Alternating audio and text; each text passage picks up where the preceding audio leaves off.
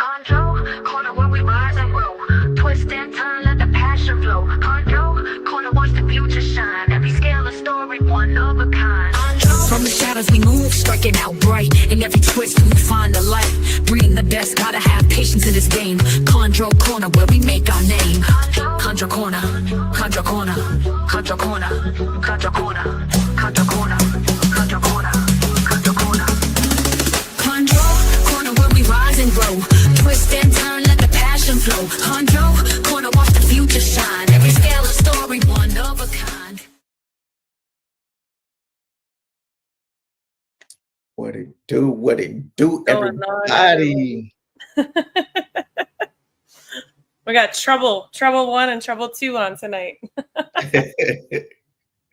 Right, man. Welcome to episode episode 28? Yes. Yeah. Crazy. Yeah, of the Chondro Corner, and we got another banger for y'all tonight. We got the one and only Bruce Carpenter. We're gonna go over the future of designer chondros. What's going on? Wait, my bad. I'm reading the chat too. I'm quick to read the chat. You're good. We might as well get it started. So what's going on, Warples Morphs? Thank you for coming on. The first one up. Mm-hmm.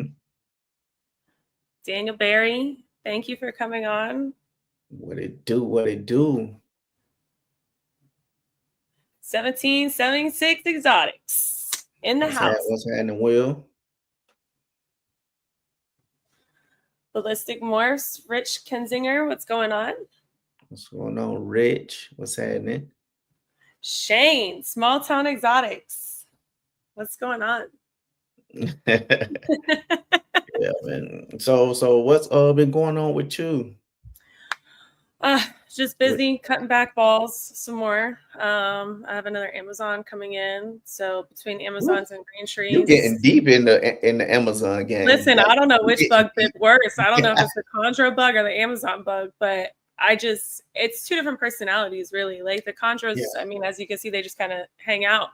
The Amazons, you open a bin and it's like game time, you know? So they're really cool. It's a cool species, but yeah, I mean, I'm interested in them, like to get to know more about them and stuff, because like they look cool, you know. They look like a little bit more active than the Chondros. Oh yeah, that's an understatement. They focus in on you as soon as they catch you. They're like watching, and it's just cool to watch the behavior differences between those and the Chondros. So yeah, between the two. I don't know which one's worse, but you know, I'm excited for the future. So understood. But and yeah, you? man. Besides moving? Just moving into a new place, dialing everything in, trying to get my ball pythons on ambient. They've been real good. They've been real good. The room probably get hottest not 90, but 84, 85. During the daytime, during nighttime, 79 lowest. So I mean, that's pretty much my temps in here, and I just set the heat as a backup for them. Yeah, but for the most part, it doesn't really kick on. So yeah, it's just they digest a little bit slower. And everything. Now that I have the heat temp little things off, it's like the defecation don't stink in the room, and you know what I'm saying. You know when you walk in the room, you smell because it ain't cooking. Yeah, so you know how it is. You definitely know how it is. You ain't cooking it. That's why. Yeah, so I had to like make sure I check them, but I had to make sure that I make sure that I check every single morning and be like, yo, who pooped today? So, but it's a good thing though. It's a good thing, honestly. But yeah, all right, man. Well, you ready to bring Bruce on? Yeah, we can go ahead and bring Bruce on. What's going on? What's going on, Matt? What's going on, Bruce? Hey guys. Another hour. Thanks for having me. Thank you for coming on. For sure, bro. So you know, we want to get your bio, you know, did you start all that good little stuff. You want to give everybody the rundown? Sure. I'm originally from Dayton, Ohio. I live in Bloomington now. I've lived my whole professional life in Bloomington, but I'm originally an Ohio kid, and I don't know. I always had interest in animals, and I think my first experience with a snake in particular was at the Ohio State Fair. For some reason, I don't know if it was an exhibit or someone just walking around with one, but someone had a pretty good size boa constrictor, and a friend and I took pictures with that, and I was just impressed with the power of it around my neck, and it was just a really positive experience for me. And I guess I didn't really think about it too much, but after that, my parents didn't really allow those types of animals in the house. I think I kept fish and things like that. But when I got older, that bug started,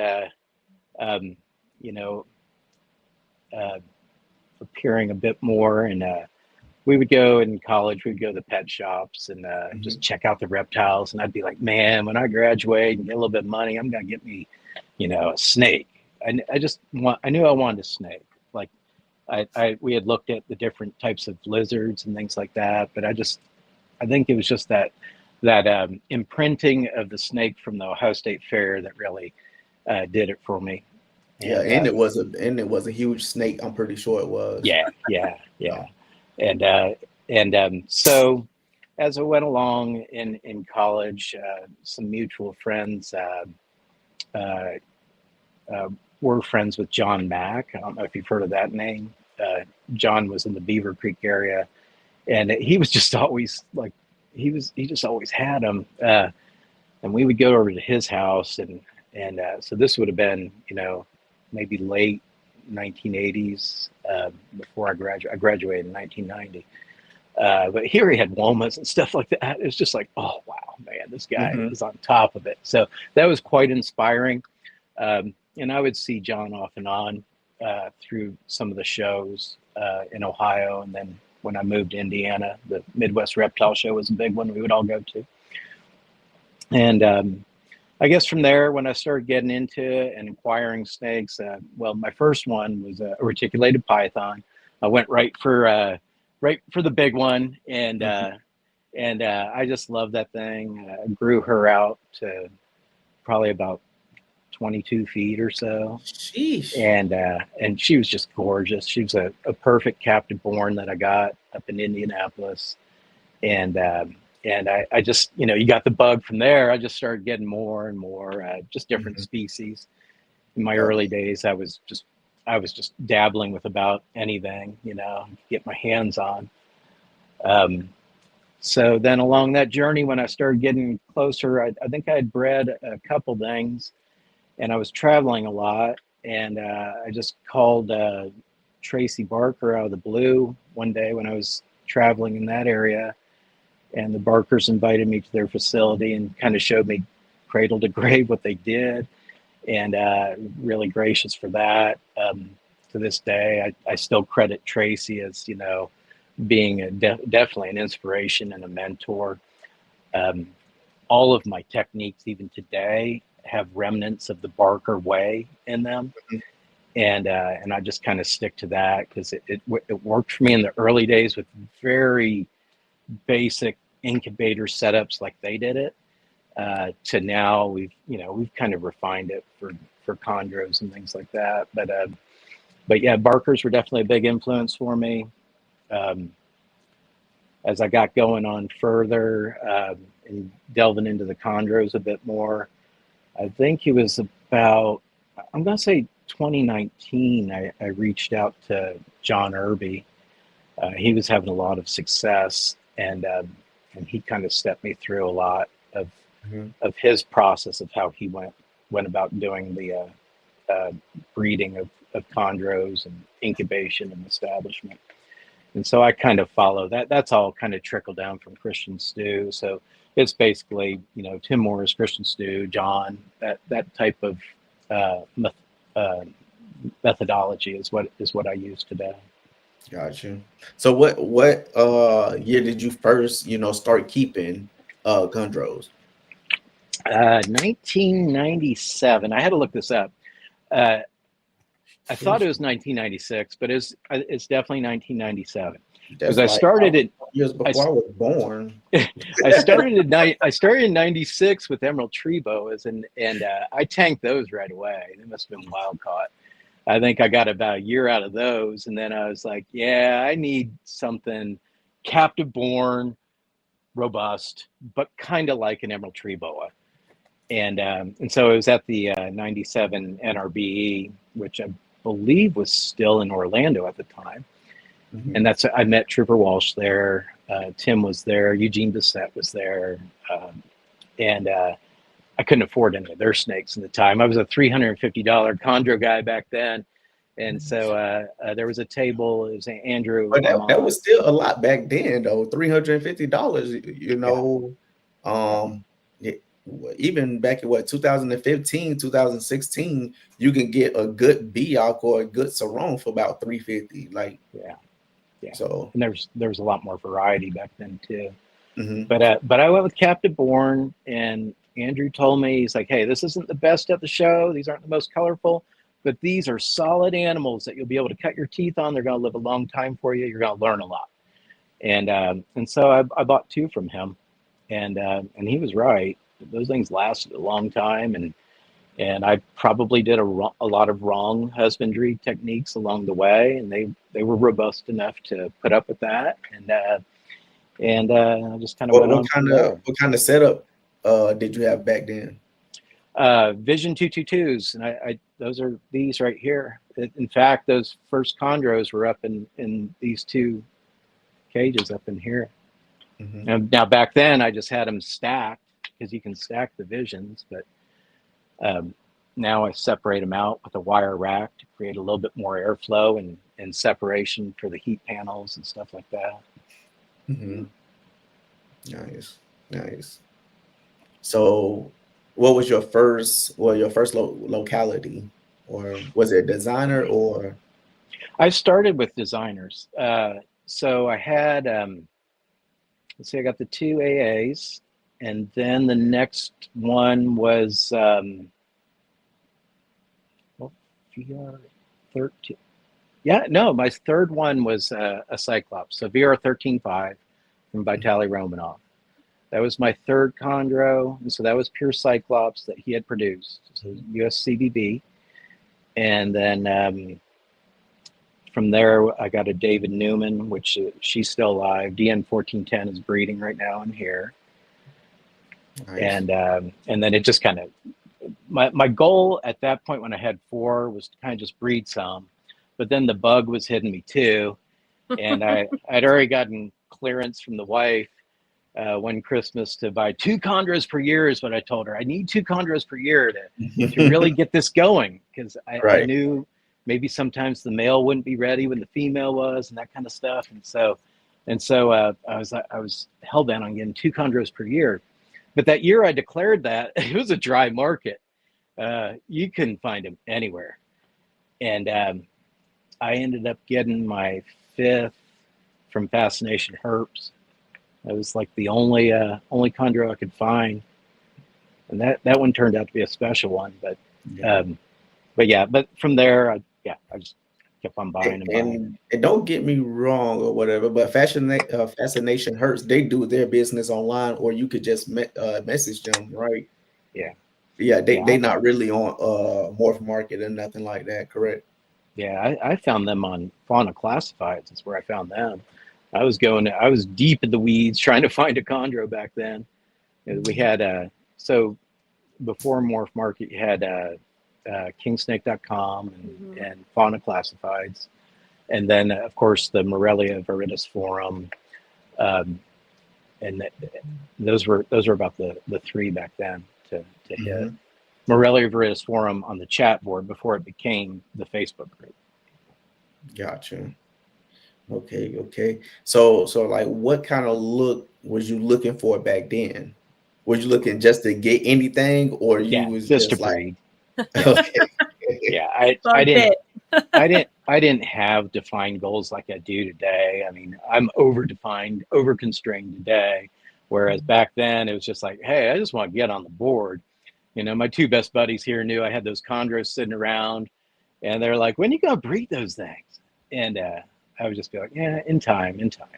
I was real busy with my son, single dad, raising a kid, and I just wanted to devote that time to him. And when I juggle too many things, I just get too distracted and don't do well at it. So I just kind of decided to keep for a long time and not really breed until I really felt that I had the time to focus on it and pour all my energy into it.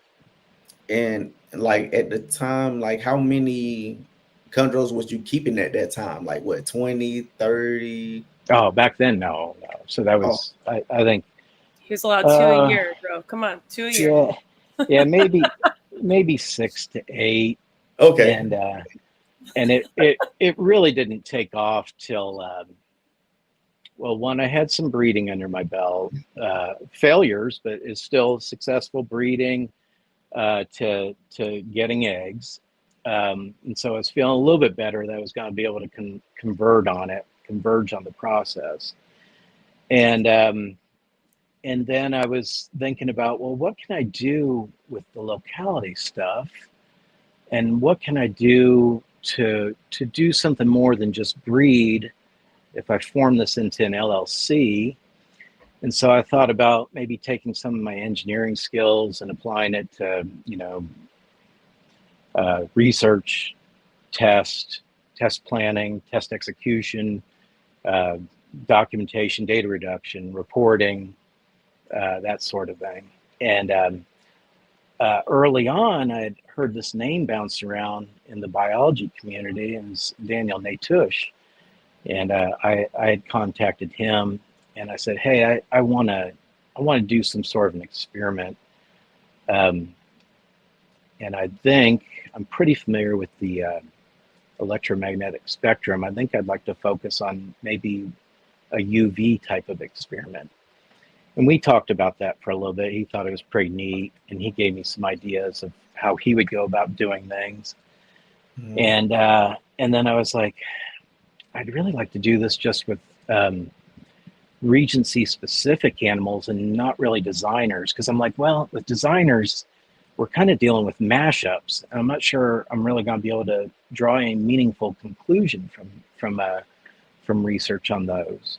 So that's when I really started getting into, I need to acquire the new species delimited, Regency specific, what we call in the hobby locality animals.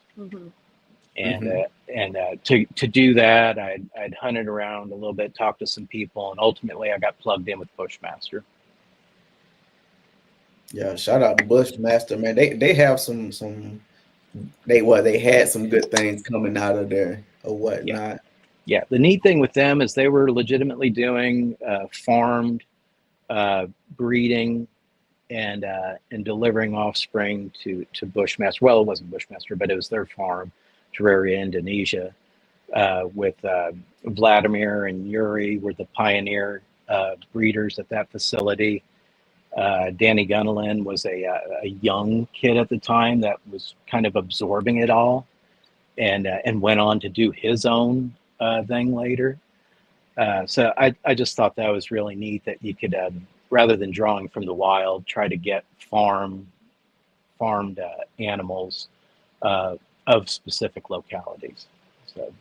So that's which what I went about doing. localities, when you started picking up the localities, what localities were you focused on, or were you picking up a couple from every locality? Yeah, I started with sarongs first, so Morelia, Jure, Polker. And then I got some Arus, but the one I got from Fascination, I thought was an Aru. It was sold to me as an Aru, and Daniel felt it was not that. He felt that it was from one of the regencies near Meroke. And so I'm like, well, I want to get more Meroke, but that have that classic phenotype and not this questionable look to them. So I was chasing those hard for, like Ryan knew for a long time I wanted those. Like that when everyone else was going for red, I was easier to fulfill because I was asking for maybe neat yellow, type stuff. And Right. and so over time I started acquiring some of those. Okay. And so yeah, for the first experiment, those were assets that I had built up and bred with the Aru, and then with the Sarong. And so that's how I started the first experiment that I did. Okay. And go ahead. No, I would just say okay. I was. How did you ever end up adding BX to that, or Oh at yeah, some I got point down the line? yeah, I got a ton of those now. Yeah, Okay. yeah. I've let me go around. I'll tell you guys what I got. I'm gonna look. I told Ro I was gonna try and do a new twist and start talking about regency rather than locality, and then I realized quickly that I need some practice on my pronunciation of some of the regencies. But I have the Bobbin de Ghoul, maybe Mappy and Maroke. We've got a nice breeding group of those, and then I'm kind of going clockwise around the Papua area here. Aru Archipelago. I'm a little bit female heavy, first world problems over here. So I dialed up a male from a friend of mine, Brian. That should show up tomorrow. And then let's see what else do I got. Sarong from Raja Ampat. I've got a Mizul. And now, as you guys are building, you're gonna look back and be like, there's gonna be one that you're gonna be like, I should have got that one. I had a 1.1 Mizul offer to me from Bushmaster, and I took the male and not the female. Mm-hmm. And Ryan's like, why aren't you? We're not gonna get this. This doesn't come in very much. We're not gonna get this again. Why do you want just the male? And I was like, well, because it's MA Poker, and I've got a gorgeous MA Poker already, and that male is gorgeous, but the female is, in my mind, B grade, average. Well, that was a huge mistake because MA Poker take a while to color up, and if you give them a good 5 years, their true colors on the females really start coming out. The males will color up quicker, but the females just really kind of hang at a kind of like a odd green for a while, and then they start getting into that deeper green and really rich blue start coming out. So anyway, I know where the female is located. I talk to that person regularly about, hey, well, these days we got to get that Mizul going. That would be a cool one to do. So we'll see if that ever works out. But then continuing around the bird head, I do have a limited amount of Manokwari. I've got a bunch of Beox. I have some Yapen locality, which is kind of neat and I guess not really seen too often in the hobby. I'm aware of two other imports besides mine. Two are import drops where there was a group of them that were brought in. Corey Glass got those, and over time he just didn't have luck with those. I think they perished. And I think Dan Malari brought one in about 2 years ago, and I'm not sure what became of that one, but those are the only ones I'm aware of. And then I have a variety of the Jayapura Regency, and we can break that into the northern Cyclops and then southern Jayapura. So I have those. Mm-hmm. And then I do have a little bit of Wamina. I got a Wamina female. I'm trying to think of offshoot stuff I have. I think that's about it. No Tamika. No? I know you guys like that. No. Really? I love seeing pictures, but no, they're neat. So why have you never thought of, like, have you considered ever acquiring it, or is there a reason why you kind of steer away from Tamika? Or Oh no, I would love to have one. Nope, you just can't get them. Yeah. You got to be up on Morph Market at like 1 a.m. Yeah, there was one in Florida, and I reached out to that person, and they didn't want to do any kind of a breeding agreement, or if they were going to move on it, it was a price I wasn't comfortable with. I mean, at this point, hey, I've got to operate on positive margin. I can't just go out and blow a bunch of money on a snake. I've got it. This is going into my 5th year as a business, and I've got to be in the black now. I can't be spending a crazy amount of money on a snake if I can't recoup it. So like in the year, I've got to recoup it somehow, whether I breed something else or I don't know, sell something else besides snakes. But yeah. No, I'm not really doing the big buys anymore.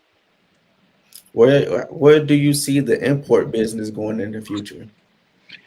I'm encouraged by a couple places that I'm seeing right now. I was worried when I got word that Cam Pedlin was getting out, retiring. But I am encouraged with farm source. From what I'm seeing, just a little bit of the Prostasi farm looks really neat. I know Chris Applin, and he might be teaming with someone else, but I've touched base with Chris before, and I realize his primary focus is Varanus, but he is dabbling a little bit with the green tree pythons too. So I think that's encouraging, and I like that you can actually see. I mean, he's not going to tell you exact coordinates of where he's located just for security and stuff, but you kind of have an idea that it seems like he's trying to operate above board. I mean, to this day, I don't think I know where Terraria, Indonesia is. And that was Bushmaster's primary farm. So nice. Okay. But yeah, man. With imports, I feel that like we need more new blood in, because at this point, I feel like everybody is chasing, the designer blue-black look. And at one point or another, all the blood just going to mix together, and everybody Chondros going to look the same, and there's nobody going to be specifically for Arus, Tamikas, Biox. Well, it's going to be a Biox anyways, but for those localities. And the way I understand it, there is a holding point or a farm source on that island on Biog. So that's encouraging that maybe someone is actually trying to reproduce these rather than just continue to harvest and at some point maybe over harvest. But Biox look like they're doing good, and I kind of glossed over this, but I should mention Dan Malari too. I'm very encouraged. I think Dan is trying to do things right. I think he's had a little bit of struggles with legislation of wherever he's trying to set up, but you could join his Patreon. I'm not going to try and articulate what he shares, but join his Patreon, and he does give out good information. I've not been able to sit on a live Zoom yet, but I review all the Zooms, and I get really good information that I never really got before from any other import source. And so I think that's kind of neat. A little bit more transparency than what I've ever seen in the hobby. Yeah, because because I'm in his Patreon, and then actually, they're on ground doing the groundwork for us and all that stuff, and he won't steer us wrong, because he had to pay thousands of dollars for these animals too, on the front end before he have to sell them to us. Yeah, so that's the first. I guess he's the first import source I've ever seen that just right out of the gate, I'll try to do some testing for you guys. I'll try to appease you. I'll try to tell my suppliers I don't want it if it can't pass my test. I've never heard of someone taking that approach before, so that's kind of neat. Shout out to Dan, man. Yeah. Well, have you got any questions? No, I'm just taking it all in right now.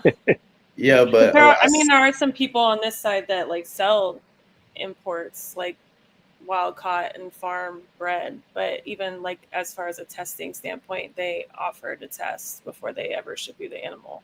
Mhm. So it's No, nice to see yeah, multiple with people. Dan, he did a show in Cali, and he nido tested all the neos that he imported, and he had the nido test on the table along with the animal. Yeah, So the that was certificates. something good to see.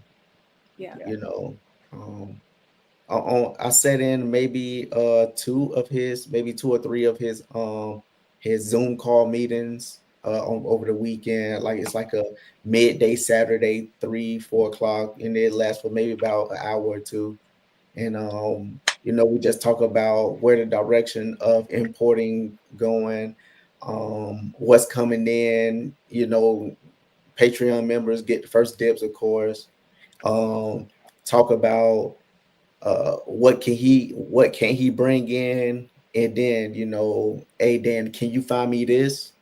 And he'll try his best to find it. Yeah. And So one thing I'll say about him is I have not seen Beox come in as clean as his. The ones I got are, I haven't totally shaken them down the way I do it yet. I'm just kind of letting them grow out and just get comfortable. But I mention that to him every time I do talk to him. I'll send him an email here and there, and I'm very impressed. Just really, really clean looking animals. So very happy with that. for sure. Talking So on biosecurity, Bruce, tell us about your biosecurity. Because It's I know pretty you tight. sell yours with nido testing included and the works. So what does that look like for you? So, well, I got into tightening up my biosecurity when I had acquired a Nido Plus animal, and we're in my Nido negative colony. I do have a Nido Plus colony, and I guess before that, though, I always used alcohol gels, like even way back in 1992.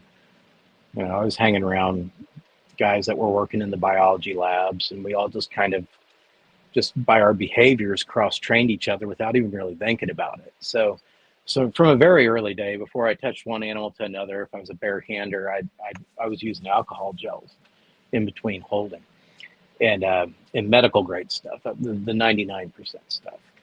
That's hard on your hands after a while. So when I got into the Nido Plus stuff, I knew I needed to really up my game in that area.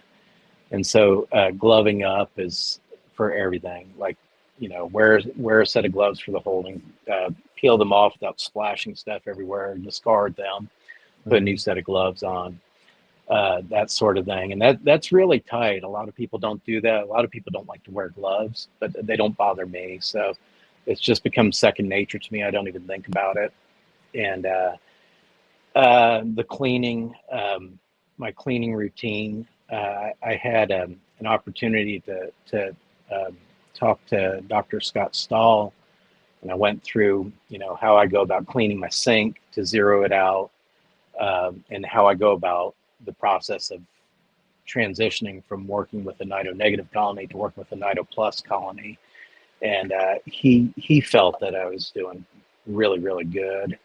I think the things to keep in mind are, with regardless of whatever chemical deconstructors you use to clean things, read the bottle and know that deconstruction time. It varies per product. We're fortunate enough to have exited out of the COVID environment, and a lot of these companies have developed formulas of their cleaners for coronavirus type deconstruction.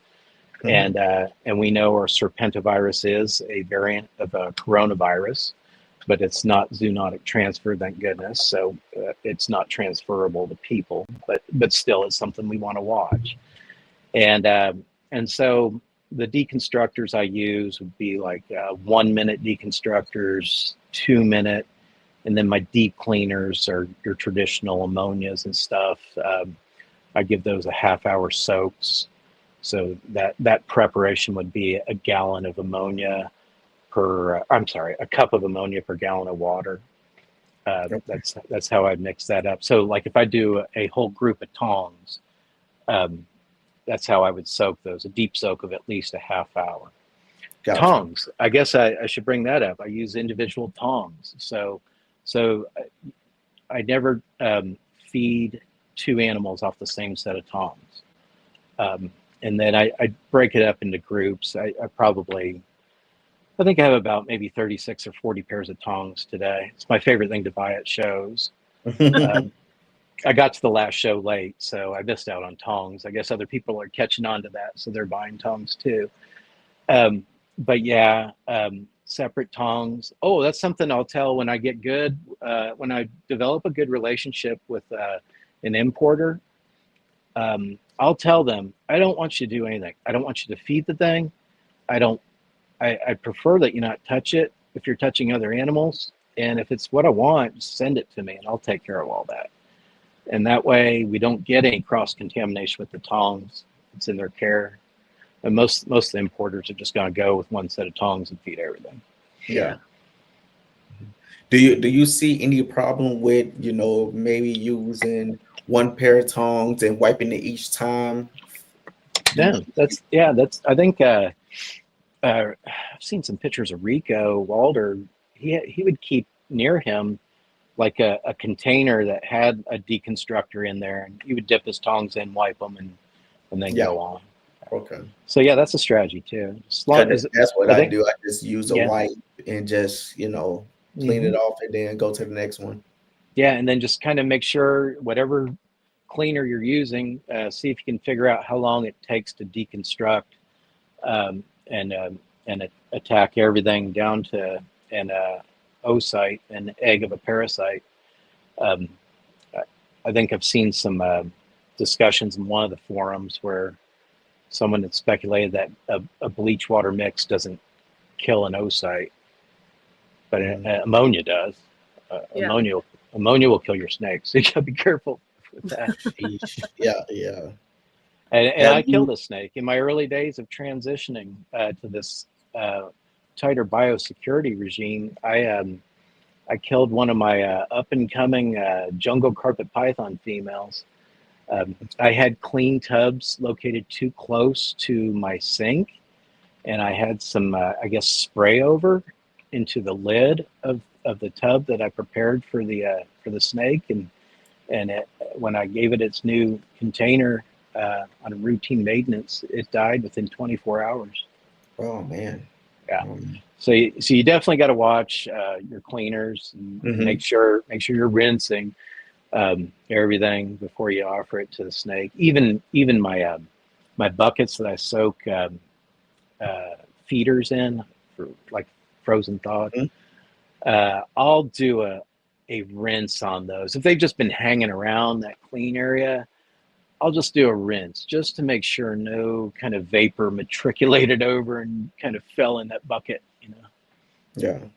Have you dove deep into like the different strands of Nido? I've read most of the papers. There's about a half dozen good papers on it, from dating back to about 2017 or so.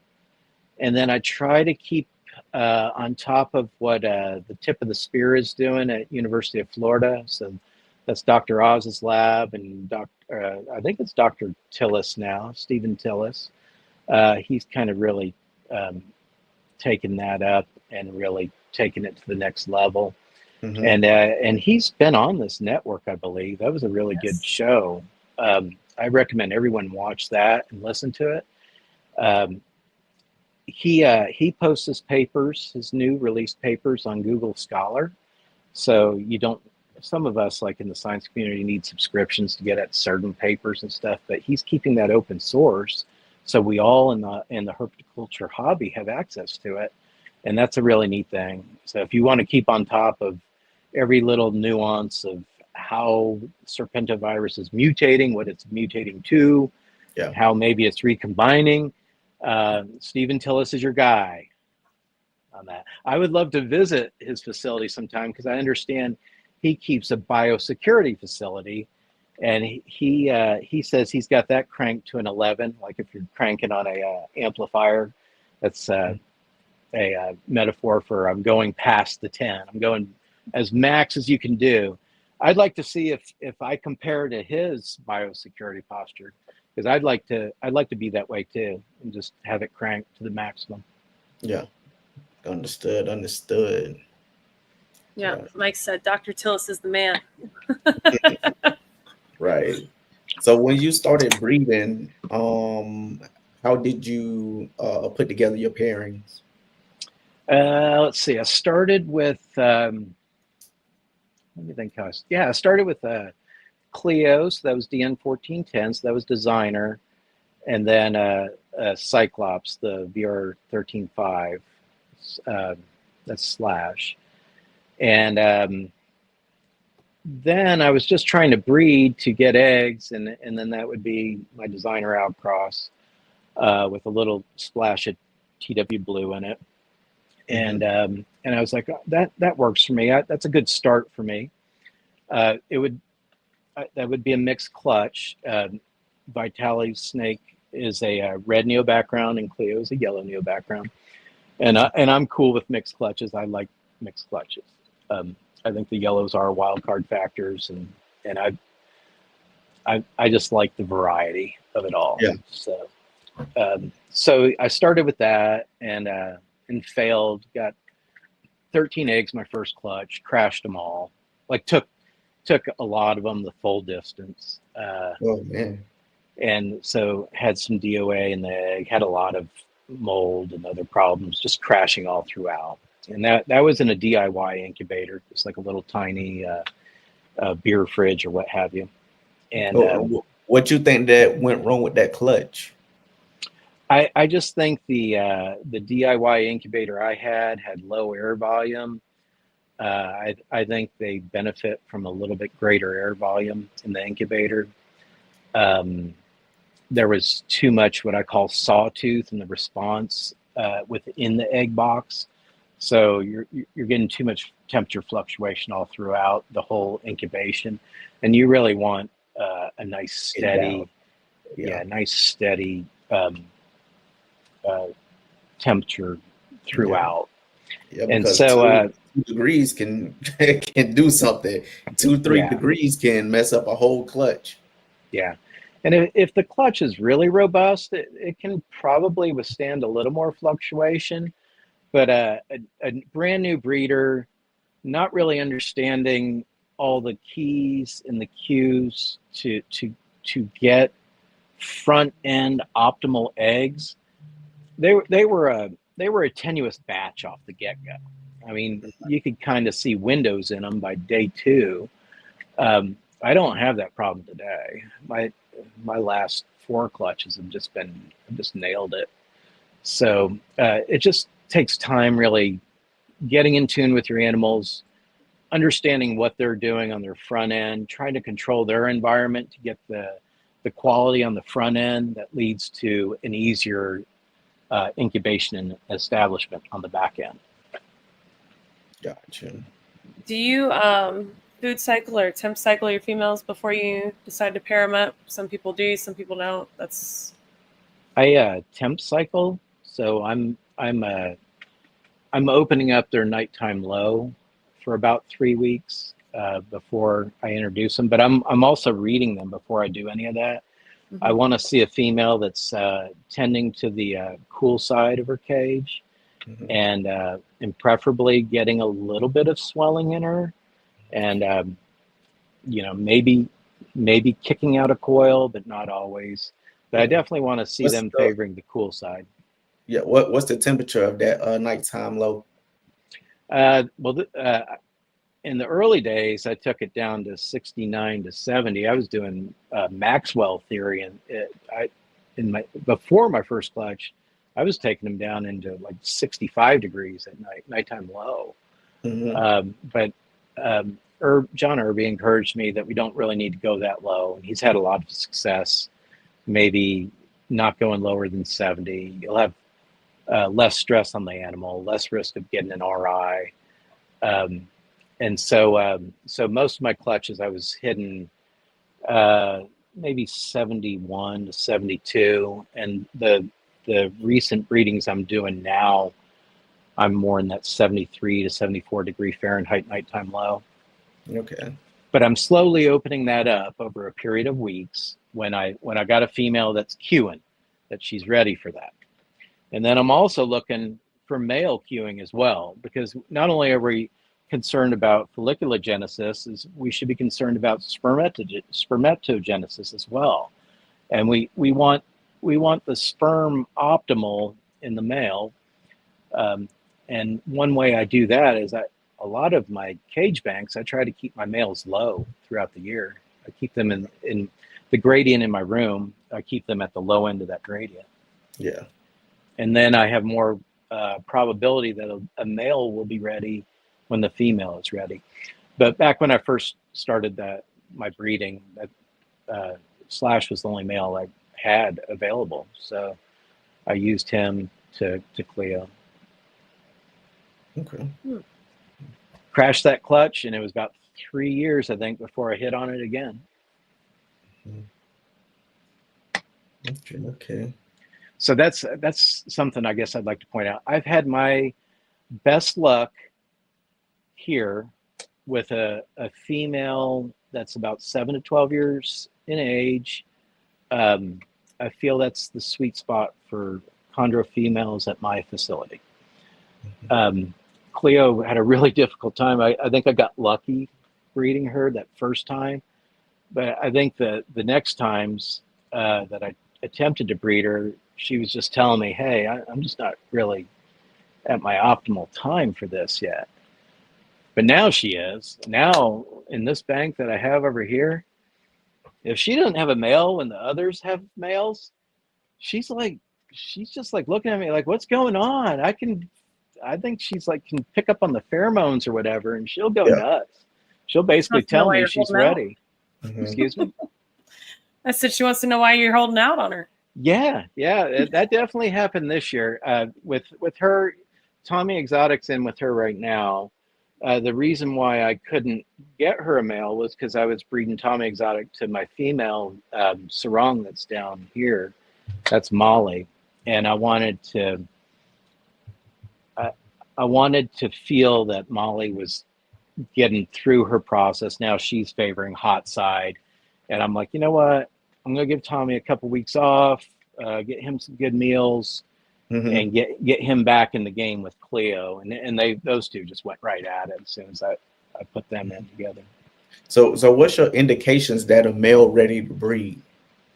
You'll see them swimming around at night. They're gonna be cruising more. I look for sperm remnants in the water bowls or on the perches or on the bedding. I use a pig mat bedding, which is just kind of like a biologically neutral material, but I can see it. It shows up on that stuff. So those would be 3 areas I would look. You'll get more prominent hemipene casts in their sheds, and sometimes there'll be sperm plugs in the sheds. But a lot of people make the mistake when they see hemipene casts, they think that's sperm plugs, but that's not necessarily the case. Gotcha. So how do you how are your lay boxes for the females? What do you do? I've used a little bit of everything. I like the I can't think of the vendor's name right now. You guys will know it when I show you. Like the grates. Oh yeah. Oh yeah. Yeah. Sim containers.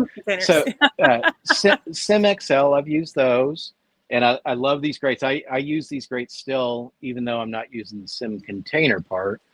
When you were using the Sim containers, did you put holes in them or no? Because I've talked to some people that put holes and some don't. Yeah, I put 4 holes, 1 on each side, and then I just kind of read the box to decide if I need to plug a hole. Or leave them all open. Yeah. So do you have a thermostat inside the egg box as well as the incubator? Yeah, I have a thermostat in the chamber that's located near a fan, and so that's giving you your just kind of your chamber Yeah. ambient.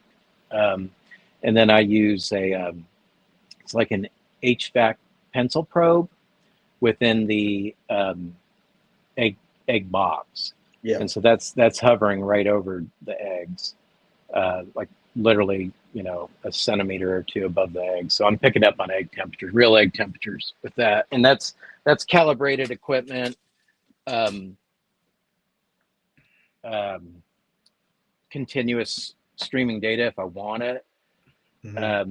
But pretty accurate. I see a lot through the process using that technique. But before we drift too far off that, here's one of the containers that this is actually an egg box I've used to hatch eggs.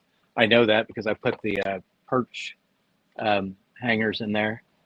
But what I'll do is I'm a vermiculite water mix guy, and that's carried on from the tradition of the Barkers. That's how they did all of their Python setups. They use trash cans, like 30-gallon trash cans, and filled them about a quarter way with vermiculite water mix and put a glass lid over it. And then heat taped around the trash can to get the temperature. I downscaled that in the early days and had success with many species breeding just out of like maybe a 2-gallon trash can doing that. Sheesh. Okay. Yeah. But using the modern stuff, I'll show you. I've got some products here. I thought this question would come up. This is the exact vermiculite I use. So it's a extra large sieve size vermiculite. And the reason why I do that is when they hatch out, the smaller size vermiculite, if they get into that, it can get into their nostrils and vents and just clog up. And this chunkier stuff is better. I have had a chondro do dumb chondro things and almost eat a piece of chunky vermiculite. And that was off my 2024 clutch. I was like, no, don't do that. Right. I had to save that one. That one was going to die if he swallowed that, or she swallowed it. So, matter of fact, while we on that subject, what you think about cocoa husks in the enclosures? I use cocoa husk in other species enclosures, but I just I have a lot of chondros. It's easier for me to maintain them sterile, and I don't have many problems with chondros for as many as I have. But when I do have a problem, I really thank myself for having a sterile enclosure, and my vet thanks me for having a sterile enclosure. Yeah, because we can just treat it so much easier. I had a snake have an eye issue about 3 weeks ago, and it cascaded quick. It must have just rubbed up against something and just kind of scratched the ocular, so fluid drained out.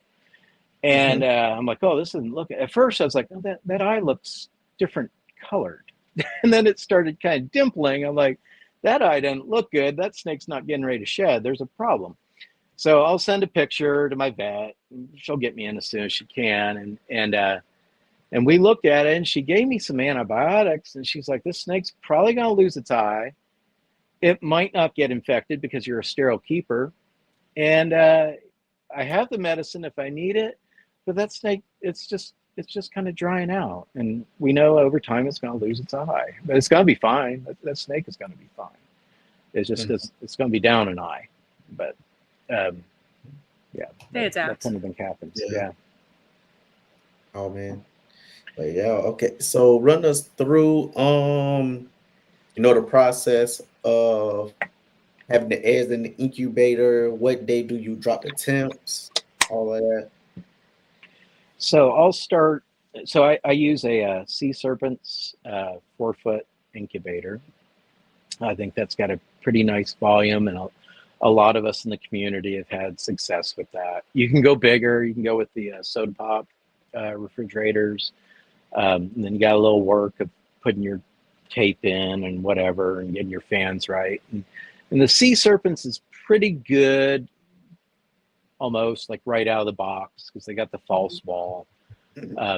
They've thought it through, and so I'll cycle. I'll just kind of do test runs on my incubator about a month or two before I think I might have eggs, just to get my bearings on how that incubator is running in whatever season it is here.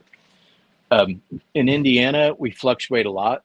I stepped outside today thinking it was going to be 72 degrees and it was like 50. And there's a lot of days where I don't even know what's going to get thrown my way temperature-wise here. We really fluctuate high and low in the spring. And that probably has something to do why I'm not as successful breeding in the spring, but I'm trying it anyways. We'll see if I have some luck. But yeah, so I'll cycle for a few months and get things comfortable where I think I should be in my ambient in that area for that incubator. And then when egg time comes, well, I'll lock my female up in a large sterilite lockbox and just fill that with sphagnum moss. I like sphagnum for the antimicrobial properties, and they just seem very comfortable in that. And I'll put a cover over them so they feel like they're secluded. And I've never had a problem with a snake delivering eggs with that setup. And of course, the sterilite box has some holes in it just so they can get the air and breathe. But I will put I'll put that right in their cage here. And that fits in both my cages. That sterilite sweater box fits in both my Vision 222s and in my newer Toad Ranch BC24s. And I've successfully hatched. Toad Ranch, right? Yeah, I've successfully hatched in both of those cages. My Arus, that was probably the best clutch I've ever made to date, and those were in the BC24s, the Toad Ranch BC24s.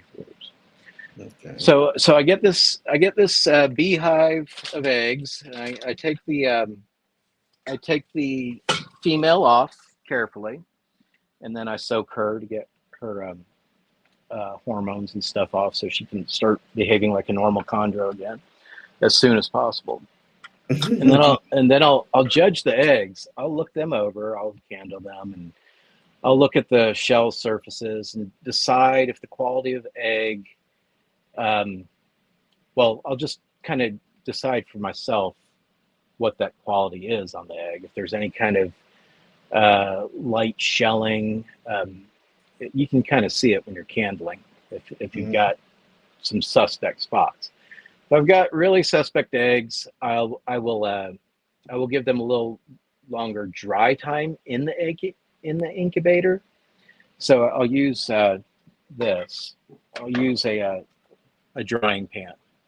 So it's just a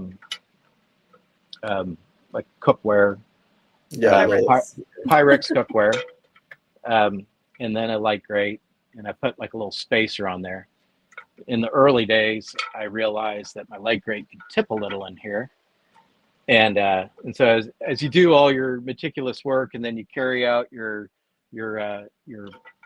pan of eggs out to the incubator, things can roll around. So you got to chalk them up and make sure everything's good to go so you don't get rolling. But I'll set them up in the incubator on this and just kind of let them dry out, and that air just kind of flows over them. They're kind of like the air doesn't get totally on them because they're kind of recessed in there. But I give them, maybe 6 to 12 hours. It kind of depends on the shell quality.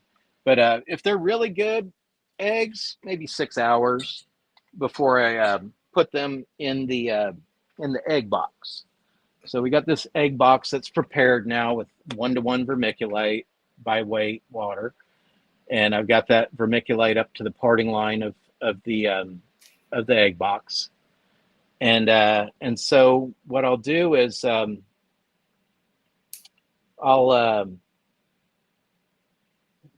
put like a grate of some sort, whether I use this or some other grate. I'll put that in there, and then I'll put the eggs on that grate, Mm-hmm. and then they're in there with the top off. The lid is off this. So that's maybe the next. I was looking for the lid. Oh, here it is. So that's maybe the next 6 hours, like that. And then I might decide, well, things are going well. It looks like I'm not having any problems with, eggs starting to look like they're doing anything negative. I might put the lid on like that next, backwards and all. Gotcha. Then after that, you wait till they fully calcify before putting them in the incubator. I'm just slowly stepping things to locking this lid on there. Yeah. So if things go well like that, then maybe 6 hours later I'll sleep somewhere along the way. Maybe when I get up, I'll put it on like that. And now we're getting really close to locking that on. There's still air blowing through that. Things go well there. Put it on, lock it up, and we'll let it go maybe about a week. Now, while I'm doing that week step through, I'm starting low. I think what we would call this, probably the old MVF guys call this a 1-5-1 routine. So 1 week where you're kind of ramping up to what your desired temperature is going to be, then you'll hold. And then that last 7 to 10 days, you kind of notch it off. Yeah, a little bit. Yeah. So you don't straight bake at all? On a multi-clutch, I do, just because I don't really have an option there. But I prefer a ramp. Kind of gently get them up to where you want them, and then cruise them for 5 weeks straight. Yeah. Okay. But yeah, multi-clutch cooking is different. So you have one clutch that's in there that you did your ramp on, then the next one comes around, you gotta just put them in. Mm-hmm. So what I do there is I did a mod to my incubator, the Sea Serpents incubator. I put a bunch of extra holes in for the shelving. I think on a out of the box Sea Serpents, you maybe get like 8 shelf locations. Mm-hmm. Not me. I got whatever shelf location I want. They're probably spaced at a 1/2 inch apart, and I can adjust that shelf. And that's where that 2 months of measuring my incubator really helps, because I know what the gradient is inside my incubator. So I know if I need a shelf at a certain location to start a certain temperature, I can almost get a ramp. I can almost get my first week ramp out of moving the shelf a little bit. Gotcha. Okay. So let's take a step back just a little bit. Talk to us about getting your female back on food after laying the eggs. Well, let's talk about Molly. That's the easiest one, because Molly doesn't give me prelay sheds, and she eats within 12 hours of egg deposition. Sheesh. She's a crazy snake. Yeah. But usually they take maybe a week or so, maybe 2 weeks, and you always start small. Just give them a very undersized for what they're used to mouse, just to get them back into the routine of it. And then slowly, whatever regime you feed them on, slowly up the size of the meal to get them back on. But usually once they kick back on the feeding, they're pretty normal at that point. I mean, they're really decimated. They look like just a bag of skeleton bones. So right. You really got to take care with them when they're done with that process. Now I keep them warmer usually after that, just to they're in a really tenuous state during that time. They could get an RI. It's not going to go well if they're that depleted. So yeah, keep them a little bit warmer, and just slowly work them back into shape. Okay. Got any questions, Jen? No, I mean, it's similar to like what we do with some of the other species, where we wash off the egg scent, basically, more or less, to get them going again. Yeah. So bring us to hatching day, the best day. Yeah. No, it's not really the best day is one day off. Most stressful day. Yeah, it kind of depends how you cook them, really, of how stressful it's going to be. So if you don't like a lot of stress and you think you can handle neonates that are a little underweight because they're going to not absorb all their yolk, then you want to cook it a little bit higher temperature just to get through it and get the neos and then work on establishing them. And that's kind of how I did it by time maybe my second or third clutch. And now I'm trying to get the most yolk absorption out of them. I still think I could do a little better on that. I'm getting better. Like when I look at my shells now, I'll squeeze them and I'll rinse them off, and there's hardly, like my 2024 clutch, there was hardly anything left. And I'll kind of show you how I do. Here's the 2024 clutch here. So they're tiny, and I'll just kind of mess around with them, and like where the pips are, there's some pips there. I'll kind of squeeze while it's wet, and any remaining yolk or whatever will kind of ooze out of that. And I'll just kind of look and see. This clutch is pretty good. They didn't have much yolk left, so I was pretty pleased with that. And then I'll bleach them, dry them. So I have them for a show like this. What day do your clutches usually hatch out at? It's varied over time, but I like a day 52 to 53 or 4 would be great. But I've had them go as early as 48. My second clutch, I took one out to 65 days. Everyone was telling me there's no way that thing's going to hatch, but I took it out anyways, just for my own entertainment, just to see what would happen. But yeah, I think probably if you can get them to 55 days, you're right up on the wire. I don't think many of us have much luck hatching them after day 56. But 55, you're probably going to have really, really super good yolk absorption. And that's probably going to be an easier clutch to get started. Okay, that's but I don't know. We would have to talk to some guys that have had day 55s and tell us their horror stories on those.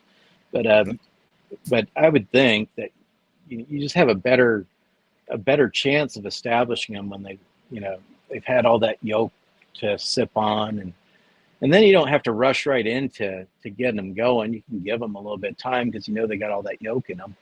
Right. Okay. So, like, what's your preferred food choice for the first meal? I do like the tiny pinkies. I do a National Zoo diet, basically. I follow lockstep what Trooper Walsh had developed. I'm a Trooper Walsh Blue Line homer, so I follow a lot of that process. That was all vetted by veterinarians. It's what the National Zoo use, so that's what I use, and I'm fine establishing with pinkies and chick down. The reason why I like the chick down is I do believe it adds a little bit of substance to them and fiber of some sort, where it just binds everything together, so they're not having that really runny movement in their first, I guess, months of life. Okay. And how do you handle prolapse? I've never had a prolapse on any of my neos. Okay. So I think some of the prolapse issue that we hear in the community might be temperature, humidity, and dietary all combined. There's something in that mix, and everyone's different how they set up. When I take neonates out of the incubator, for one, I let everybody hatch out. I don't like to manually pip. I rarely manually pip, and I let them all hatch out, and that can be a stagger with them getting out. And then I'll let them kind of hang out in that incubator at that temperature for about a day before I think about taking them out. And when I separate them out, I start my rack, which is an animal plastics rack. I start them out in a 6-quart shoebox, and I start that back wall at the temperature they were at in the incubator. And I shoot them. I shoot their snake body temperature with my thermal gun, and I'm dialing that rack in to make sure you ain't got one of those guns that Chuck got, do you? I'm not sure what Chuck uses. I use this one. You don't need to use this level of a gun. You're going to pay more for the dot to distance ratio. That's how guns price. Chuck's got that Temp Checker 3000. Uh-huh. That Lamborghini. Uh-huh. But yeah, this one's a pretty high end model, and I'm really happy with it. But you don't need that. You could literally use a $40 temp gun, and it'd be just fine. Yeah. So yeah, I try to set that clutch up like they were in the incubator for several weeks. Yeah. Okay. And I won't usually adjust their temperature for maybe up to 3 months, maybe 6 months. It kind of depends how they're responding. Okay. Mm-hmm. So let's take a blast from the past and review some of these animals that you produce. Let's take a look at these. All right. That 14. Oh, that's I think that's Shatter. Let me look at the number here real quick. 14. No, that's not Shatter. Who is that? Oh, that's C8. I lose track of them after a while. That's that's C8. That one. So that's from Slash Cross Clio, and so that's a low percentage TW blue line with Cyclops. One of the X factors I kind of knew about in the lineage was the Keith Thompson stuff. That one's got KTO 635 in it, and Keith was known for throwing a lot of neat tricolors, blacks, high yellows. I've never actually seen the animal, the founders from that clutch, but I do want to get that info from Keith someday. So I don't know if Keith watches any of this stuff, but if you're listening, Keith, I want to get those pictures from you sometime. But yeah, so that was a neat clutch with some surprises in it with the black. My goals as a TW Blue Line breeder and TW Blue Line outcross breeder, I want to make blue snakes. That's what the line's supposed to be about. It does throw other things, and so even though my goals originally are being a make blue snake guy, make yellow snake guy, make white snakes, I'll play around with making black snakes, and I figured it would come at some point, and so that time is here now, and I'll dabble with making some black stuff. Sure, for sure. All right, let's move on to the next one. Gray Ghost. So that was a yellow Neo background. I had a couple yellows in that clutch. It's a mixed clutch. I have two that haven't turned yet, and I'm hoping for some high yellow out of them. This one turned really quick, like it almost looked like it had a smoky tiger stripe look to it at times. And it just appeared one day. You check on, you pull the tub out, and for a long time they just looked the same. Right. And then one day I was just like, "Whoa, what happened to you?" And I pulled it out and got looking at it in the light, and I was like, "Oh wow, the OCC is starting on this." What's going on, Levance? Hey, Jen, what about that yellow one? Did it ever go through OCC like fully? Yeah. So it actually, she's still changing slowly, but she has a lot of like yellow and white and blue polka dots coming through all from head to toe. Neat. And now she's starting to get more blue along her face. So she's cool. I'll post a picture of her later. Yeah, from my keeping experience, like yellow take way longer for me take way longer to change. Well, she was almost. That's good. That's what we're cheering for. April 30th she'll be 2 years old. April 30th, and she changed January, but it was like overnight. It was like a week. We went from yellow to green with blue patterning on her dorsal, and now the polka dots. Neat. So neat. But yeah, when this one started going, it was the first to change out of the clutch. It went quick. I think I got maybe about a month of good press out of this one. And then it settled into what I think we would call a mite phase pheno. I've seen other people post up mite phase OCC progressions, out of locality stuff, and it looks very similar. So I'm comfortable saying that that one ended up mite phase. And whether that stays or not, who knows? That's a 2023 animal. It might still fade out some. Some of that black might get lost, but it looks like it's holding. So. Yeah. Let's go to this, I think, third picture. Yeah. Oh, crazy. Yeah.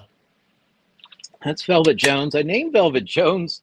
I wanted something velvet in the name because it just looked like, the velvet red chocolate cake or whatever. And I knew Velvet was taken by Christian. That's an iconic name. But I was like, well, they put a funny twist on it. I like Saturday Night Live. I'm a big fan of that. And so I named it way before it changed and just called it Velvet Jones. And then it just started doing weird stuff one day. But it held. That one did not go right away. It just held that really rich red and bold pattern for a long time. And then you sent this picture to me, I believe, last week, and this is what it looked like now, correct? Yeah, that's really current. Yeah, I ran that one outside for you. Yeah, it was last week. So hey, it's that was our first. That was our first 72-degree day. I was so happy to get my snakes out and photo them in sunlight. That's my preferred setup, is to get them outdoors and get natural light pictures of them. Wow, yeah. That's freaking insane. And then we have this one. I forgot what you told me that one was.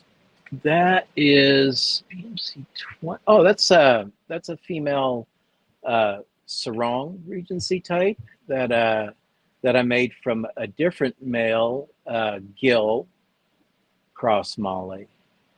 So that's another authentic Regency pairing there. And that was a low yield clutch.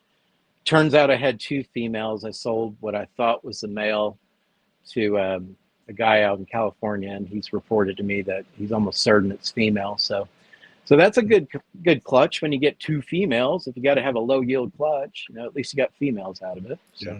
I love she looks on this one. Yeah, she's coloring up, and that's another case. So she's a 2022, and we're in 2025. She's not there yet. She's only gonna get better. Yeah. In 2 more years, she's gonna really start looking like her mother, and then they'll take on that blue hue as they age, and it's a different type. I mean, it's a different way to get at blue. Like if you want blue snakes, there's a couple ways to do it, and this would be the slow and meticulous way of working within a authentic species pairing. And yeah, the females over time, especially if they get breeding a little bit, will take on more of a blue hue. Okay.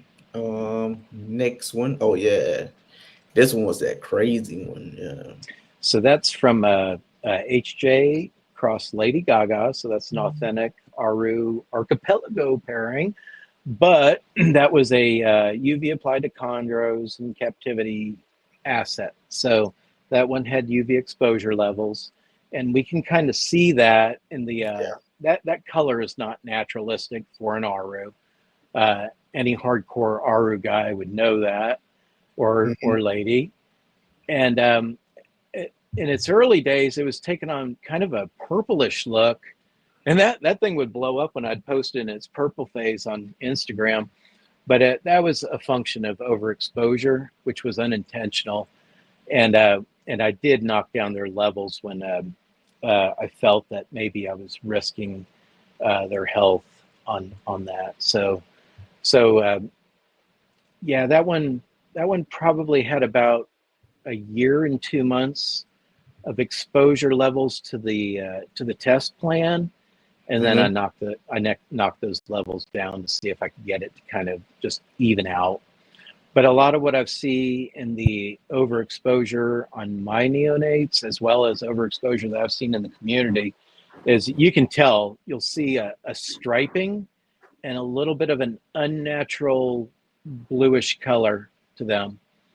And it's pretty evident. Okay. All right. We got the next one. That's This one got some black flecking on the necks. This one was another Aru that was in the UV rig. And that's the reaction. So environment plus genotype equals phenotype. That's what that one had. I wouldn't be able to say that's genetic. I think that's a function of the environment. But it's neat. I know the sire does have just like maybe a couple specks of black on him. Yeah. But the dam she's a very blue animal. Yeah. I noticed when you do the UVB, it's more of a powder blue on its dorsal, and then like the dorsal and the side gut look different. Yeah. Because the way they perched up. Yeah, and you can even see it, I think, on this one. There's like after the head lobes, it kind of has that powder blue, and then it kind of fades a little bit. But yeah, that's an area for the way that one was perching in the rig. Apparently, that area up in there was getting a bit more exposure than the rest of the body. And then they was asking when you I guess you stopped the experiment, do they go back normal or looking normal? Well, over time, I think they even out. Like I reduced the levels on the Aru some time ago, months and months ago, and I think they have evened out quite a bit. The sarongs, I just knocked down their levels last month. I felt that something odd was going on with them, which was weird because in year one I wasn't seeing it, but in year two, and maybe this aligns with how they're genetically programmed. Like maybe they're more out in the open their first year, and then by year two they're starting to kind of tuck up more into tree lines and stuff where they're getting a little bit more shade. And maybe that species just isn't designed to have that amplitude that long over that time period. So that's when I knocked them down. But that surprised me because I thought I was going to take them the distance with that level. They seemed like they were doing really good with it, and then just within a matter of a month, I was like, hey, things are not looking really good with these guys. So I knocked them down at that point. Gotcha. So, I guess you answered Dan's question because, Dan was asking, do they seek exposure out in the wild, UV exposure and stuff? Well, I think they do to some extent. I mean, we would have to ask the field biologist. I've never been. I would love to go to Papua and experience that for myself, but I'm just relinquished to reading reports of the biologists that have gone out there, and we have several. We've got Wilson, Lyons, and Natush have all done significant work in field, and then and now we have the new explorer groups from kind of the herpetoculture side going out with like. Millennium in Europe, and then Dan Malari's done some different Regency explorations, and then even Ryan Young from our own community, Ryan and his friend went out recently to Raja Ampat and did some exploring. So yeah, we're starting to get a little bit more visual observations on that kind of stuff, but it's kind of neat. And then one more slide, one of your like prized possessions, you didn't produce it, but it's like one of your heavy hitters in your collection. Lucifer. Yeah. Oh, it's gorgeous. Yeah, thanks to Dave D. Dave's the man. That was that when I got that snake, he released 3 the year I got that. I was actually a backup. And then his deal fell through with someone, and I picked that one. I actually had a choice of 2, and I was going for blue. There was some others that had a little bit more black speckling in them, and I liked that one. But that one didn't look like that when I bought it. It's really colored up and gone a really nice blue direction. And that thing was just a great breeder right out of the gate. It's rare that you can get them to convert like on their 3rd year. Yeah. But that's just a beast. It will eat, it will breed, and at any time of the year. So he already sired a clutch. Yeah, that's the sire to my 2024 designers. So that's Lucifer to Cleo. That was an all red clutch. So I'll say he's potent rather than red neo dominant. Yeah. I'm not sure I've warmed up to red neo dominant yet, but he's potent, and that probably has something to do with coming from a breeder that really has just bred nothing but red neos for a significant period of time. Mm-hmm. But are you letting any go from that clutch? Yeah, I've got 2 on the market right now from Okay. that, and I sold a few last year from it as well. Mm-hmm. What I like to do, I do it a little different than some guys. I do like the community to have a little bit of fun with it, because we don't know what they're going to become.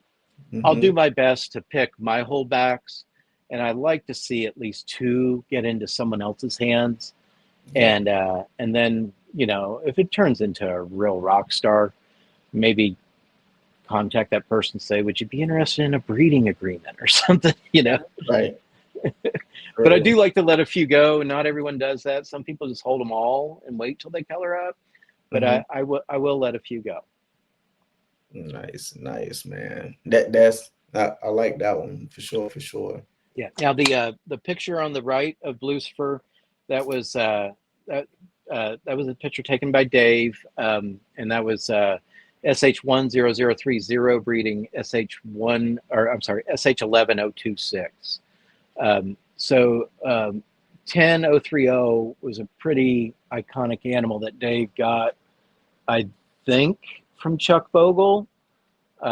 Chuck and Rico had done some work trying to breed blue stuff to canary, and had marginal success with that. And then somehow Dave got that animal, and that was really a power player for him, and breeding a lot of his early clutches. Nice. Okay. So, you got any more questions, Jen? You know, we got to definitely do a part 2. Definitely do a part 2, because we try to keep them like an hour and a half, so then nobody not sitting down for 2.5 hours. I know. I'll have to talk to you guys off on the side about how your projects are going. I know you guys are both exploring calico, and that's really cool. And I do want to hear more from you guys on what's going on and how you're building. And I know, Jen, you got a little bit of the Tamika stuff, right? You got so I picked up my first. I was a Jayapura Tamika cross. Okay, yeah. And then Ro, I know you got eyes on good stuff too. We've talked a little bit more, but yeah, definitely some cool stuff coming up from you guys, and I'm excited to see what you make someday. Yes, definitely. Thank you. So, ladies and gentlemen, that's a wrap episode. I want to say 28 again, I believe. 28 of Chondro Corner. You know, hey, give it up for Bruce Carpenter, y'all. Give it up. Yes, thank you, Bruce, so much. Thanks for having me. All right, we're gonna throw you backstage real quick, Bruce. All right, everyone. Thank you again for tuning in for another episode. Catch Ro next week. Ro, who you bringing on next week? Man, it's a secret. They gonna have to. Hey, they gonna have to show up. Hey, they'll know about Friday or Thursday of this week who I'm bringing on. But it's definitely a upcoming, new breeder or whatnot. He's been doing it for a good little minute, but he's definitely upcoming. So. Yeah. Perfect. All right. Well, that concludes another episode. Thank you, everyone. Have a good night. Chondro Corner, where we rise and grow. Twist and turn, let the passion flow. Chondro Corner, watch the future shine. Every scale a story, one of a kind. From the shadows we move, striking out bright. In every twist we find the light. Breeding the best, gotta have patience in this game. Chondro Corner, where we make our name. Chondro Corner, Chondro Corner, Chondro Corner, Chondro Corner, Chondro Corner, Chondro Corner, Chondro Corner. Chondro Corner, where we rise and grow. Twist and turn, let the passion flow. Chondro